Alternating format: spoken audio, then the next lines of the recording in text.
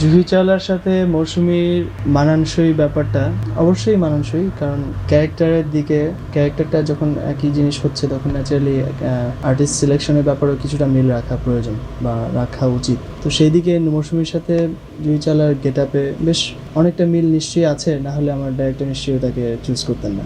R as a co artist মৌসুমী আমার সাথে কাজ করার পরে আমি তাকে খুব কোঅপারেটিভ একজন আর্টিস্ট হিসেবে আমি পেয়েছি, হেল্পফুল আর্টিস্ট, কাজের ব্যাপারে অত্যন্ত সিরিয়াস। এবং আমরা যেহেতু দুজনই নতুন, সো আমরা একজন একজনকে অলওয়েজ হেল্প করার চেষ্টা করেছি। আমার যদি কোনো প্রবলেম হতো মৌসুমী আমাকে অবশ্যই হেল্প করতো সেখানে, এবং তার কোনো প্রবলেম হলে আমিও। কেয়ামত যেটা আমাদের, সেটার আমার কাছে ভালো লেগেছে।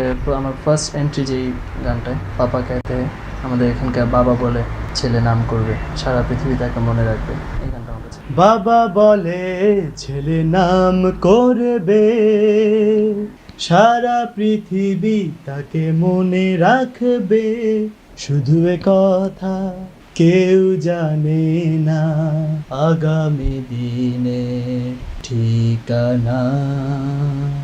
বাবা বলে ছেলে নাম করবে। এখন আমার তো চেষ্টা অবশ্যই থাকবে যে দর্শক যেন আমাকে গ্রহণ করে। দর্শক যদি আমাকে গ্রহণ করে, আমার অ্যাক্টিং যদি তাদের কাছে এক্সপেক্টেবল হয়, তাহলে অবশ্যই ভালো লাগবে, খুশি লাগবে, অত্যন্ত আনন্দ পাবো আমি এবং কাজের উৎসাহ পাবো। যদি তারা আমাকে অ্যাকসেপ্ট নাও করেন, তাহলে প্রতিক্রিয়া খারাপ কিছু হবে না, বরং আমার চেষ্টা থাকবে ভবিষ্যতে তাদের মনের মতন করে অ্যাক্টিং উপহার দেওয়া।